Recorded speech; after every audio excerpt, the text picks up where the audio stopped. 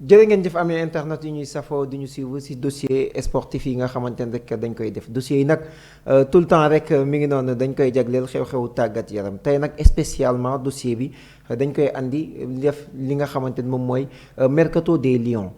gis nga nag ça s'agite mi ngi noonu beaucoup de sénégalais yi nga xamante ni dañoo war a déménager dañoo war a changer club ñenn ñi pour le moment c'est déjà acté officiel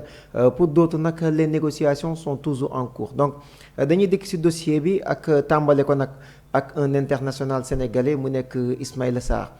Ismaïla Sarr nag bu ñu nee Ismaïla Sarr ñu ni c'est le sénégalais le plus actif le joueur sénégalais le plus actif sur la scène internationale. Meilleur buteur en club avec Crystal Palace meilleur buteur en Conference League champion en titre waaye tamit il termine 9e parmi les meilleurs buteurs ci coupe du monde bi nga xam ni génn nañ ko avec 4 réalisations Ismaïla Sarr potentiellement le nouveau wala le futur ballon d'or africain nekk nag di afficher lu am solo on a vu sa dernière sortie médiatique mu afficher son club de rêve mu nekk Manchester United le lendemain ñu gis une information bu wàcc que ki nga xamante ni moom mooy Manchester United s'intéresse à Ismaïla Sarr les Red Devils ont pris des informations sur la signature de l'international sénégalais donc mu nekk nag benn intérêt boo xamante ni Manchester da ko porter envers notre attaquant mu nekk le meilleur joueur sénégalais dans cette coupe du monde avec 4 réalisations Ismaïla Sarr on a vu parcours bu baax bi nga def nga xamante ni Watford bi mu fa jaaree wane na xar kanamam mais tamit wane na xarañteefam ci championnat anglais bi mu demoon nag France bien vrai que ça n'a pas réussi avec cette équipe marseillaise avec trop de pression mais n'empêche mu rebondiraat encore ki nga xamante ni moom mooy Crystal Palace avec cette lourde tâche de remplacer un certain Michael Olise mais mi ngi noonu à l'issue de cette saison mi ngi noonu il a gagné et il a bénéficié aussi de la confiance de son entraîneur mu nekk ki nga xamante ni moom mooy Olivier Glasner donc Ismaïla Sarr nekk l'homme fort de cette équipe des Eagles mu nekk Crystal Palace donc nekk loo xamante ne amaana tamit da ko réussir ba tax na tey Ismaïla Sarr il est temps mu franchir un nouveau cap et pourquoi pas Manchester United donc Manchester est dans le coup et on espère que ni Manchester va aller au bout pour rek mun a s'attacher les services du Sénégalais Ismaïla Sarr bi nga xamante ni il a affiché une saison bien meilleure que les précédentes donc espérant que ni dina nekk dans la continuité ba léegi. dañuy continuer wax tamit beneen joueur boo xamante ne amaana tamit tey jii il attire les convoitises dañuy descendi ba léegi nii foofu ca Angleterre en Premier League un certain Nicolas Jackson prêté la saison dernière foofu nga xam ne moom mooy ca Bayern 11 réalisations joker de luxe derrière Harry Kane champion d'Afrique waaye tamit nekk un joueur boo xamante ne on l'a pas senti nag durant la coupe du monde mais Nicolas Jackson nekk un attaquant boo xamante ni dafa am benn qualité bu rare boo xam ne dafa nekk ci moom tey jii s'il soigne son efficacité il peut devenir l'un des meilleurs attaquants au monde ces dernières années on se rappelle de son duo ak ki nga xam ne moom mooy Cole Palmer Nicolas Jackson dans les sorties de balle Nicolas Jackson si li nga xamante ni moom mooy récupération mais tamit qualité jeu bi nga xamante ni am na ko donc Nicolas Jackson tey jii mu nekk nag dans le doute wala tamit la chose mi ngi noonu di basculer parce que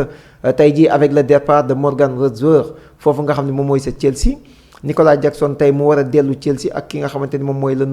nouveau entraîneur mu nekk ki nga xam ne rek moom mooy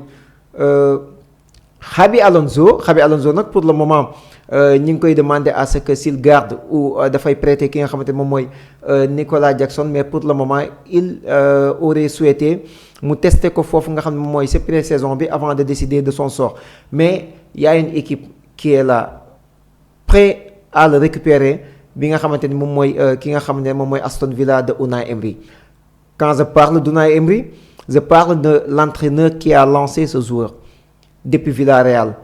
Nicolas Jackson ñu Villarreal obligé jaay Boulaye Dia pour rek mun ko lancer et sous l'ère Unai Emery il a été un excellent joueur d'où sa signature aux Blues de Chelsea aujourd'hui il peut retrouver son ancien entraîneur un entraîneur qui l'aime et qui le connaît très bien donc mu nekk loo xamante ne man je me dirais que ni si j'étais Jackson et son entourage man je dirais que c'est une opportunité parce que Chelsea cette saison dafay jouer wul dara joué wul benn compétition européenne lu dul championnat ak les coupes nationales à la différence ki nga xamante ni moom mooy Aston Villa dina disputer la Ligue des Champions te ñi ngi en train de construire une équipe digne de son nom. Et devant Unai Emery, Nicolas Jackson peut faire une saison bien meilleure que ces dernières années. Donc affaire la boo xamante ni tamit nañ koy topp te tamit Chelsea il paraît que ni pare na tamit pour dem ci négociation yi parce que actuellement Chelsea valorise ce joueur mi nga xam ne moom mooy Nicolas Jackson à entre 75-76 millions d'euros. Donc mi ngi noonu c'est jouable. Aston Villa on a vu récemment encaissé na 137 millions d'euros si transfert ki nga xamante ni moom mooy Morgan Rogers mi dem foofu ca Chelsea. Kon donc pourquoi pas mettre le paquet pour s'attacher les services de Nicolas Jackson. Beneen joueur boo xamante ni tamit moom it mi ngi noonu ñu ngi ko doon xaarandi après une saison réussie mu nekk Bamba Dieng mi nga xamante ni sa deuxième partie de saison foofu ak Lorient nekk na une deuxième partie de saison très réussie 11 buts en championnat. Bamba Dieng dem ba nekk benn figure emblématique au sein de cette équipe. ñu ngi doon gis nag Nice nekkoon ci lu sori lool mais il avait décidé de rejoindre fa li nga xam ni moom mooy la Saudi Pro League. Malheureusement contrat boobu dafa mujj échoué. Bamba Dieng en tant que agent libre doon négocier actuellement. Bamba Dieng mi ngi waaj a signé foofu nga xam ne rek moom mooy Ahmet SK nekk nag club D1 Turquie. Donc Ahmet SK nekk benn club boo xamante ne rek mi ngi ci première division turque bi. Donc nag mi ngi noonu actuellement daanaka lépp réglé wu na li des rek moom mooy il ne reste plus que quelques détails pour finaliser la venue de l'attaquant sénégalais. Donc si ça se précise Bamba Dieng finalement va rester en Europe va évoluer foofu nga xam ne moom mooy sa championnat turc bi nekk quelque chose loo xamante ni dina ko mën a permettre tamit en cas de grosse performance mu mën a revenir ci li nga xamante ni moom mooy tanière bi. Donc Bamba Dieng tamit c'est un bon choix parce que j'avais pas accepté que muy quitter Europe di dem foofu sa Saudi Pro League vu son jeune âge 26 ans. Donc Bamba Dieng resté dans le championnat européen. Donc ay opportunité yu bëri dina ubbeeku et je pense bien que ni Bamba Dieng dina mën a tamit wane boppam foofu nga xam ne rek moom mooy sa championnat. Ba léegi beneen here we go comme ni ko Fabrizio Romano di ko waxee. Donc here we go pour Malang Sarr mi nga xam ne rek dafay rejoindre Neom City mi ngi noonu. Le défenseur français a donné son accord pour s'engager avec le club de Saudi Pro League en tant que joueur libre. Un choix surprenant puisque Malang Sarr a préféré le projet de Neom à 5 offres provenant des clubs européens. Donc man tamit je comprends pas le choix de Malang Sarr. Malang il avait la possibilité de disputer la Ligue des Champions. Malang fait partie l'un des meilleurs défenseurs cette saison en Ligue 1.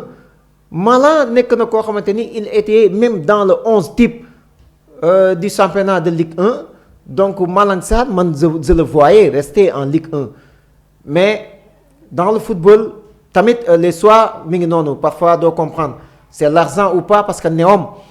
c'est l'un des clubs les plus riches foofu nga xam ni moom mooy ca Saudi Pro League. Donc Malang est-ce que il a privilégié l'argent? Est-ce que tey jii les portes de l'équipe nationale du Sénégal duñu tëju? Est-ce que les portes de l'équipe nationale française duñu tëju? Mais à son âge Malang j'aurais préféré mu des en Europe conquérir li nga xamante ni mais tamit confirmer sa belle saison bi nga xam ni def na ko cette année ak club boobu nga xam ni moom mooy Lens mi nga xam ni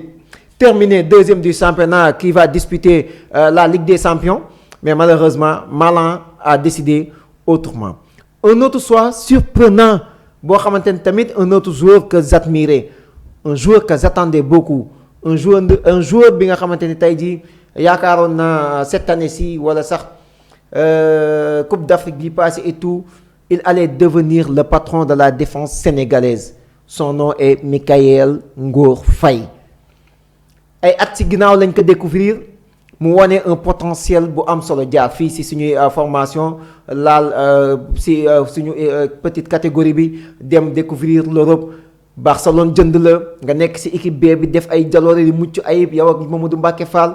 dem ba à un moment donné Barça gis ni kat ce jeune là mérité na une promotion ñu commencé di entraîner avec l'équipe A. Il a eu des minutes avec l'équipe A mais à l'époque il y avait un certain Xavi Hernandez bi nga xamante ni il préférait les jeunes espagnols que les joueurs sénégalais, excuse du terme, mais il y avait du racisme d'une part.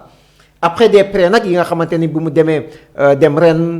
commencé fa imposer wu malheureusement avec des actes d'indiscipline xaw a yàq carrière am mu dem cette année ci à Clermont-Ferrand Série A Italie. Mikayil Ngor Faye a disparu complètement des radars et cette fois-ci c'est la descente aux enfers ginnaaw nag bi nga xamante ne rek kii di Mikayil Ngor Faye dafay rebondir ba fële nga xam ni moom mooy ca Bundesliga 2 bi nga xamante ne rek un accord a été trouvé entre le Stade Rennais et Nuremberg pour un prêt d'1 an avec option d'achat. La visite médicale est prévue dans les 48 heures. Je suis désolé mais Mikayil Ngor Faye je l'attendais à un niveau beaucoup plus élevé, beaucoup plus haut que niveau bi muy affiché nii. Malheureusement, c'est la descente aux enfers. Mikayil Ngor Faye va rebondir en deuxième division allemande. Nekk na loo xamante ni man tellement un joueur que j'attendais, un joueur que j'ai suivi, un joueur même qui a porté les couleurs de l'équipe A du Sénégal avec ce sublime but qu'il avait marqué avec sa patte gauche utilisée par Aliou Cissé en tant que latéral gauche alors qu'il était un défenseur central. Dommage jërë ngeen jëf ñu joxante dig daje ba beneen dossier.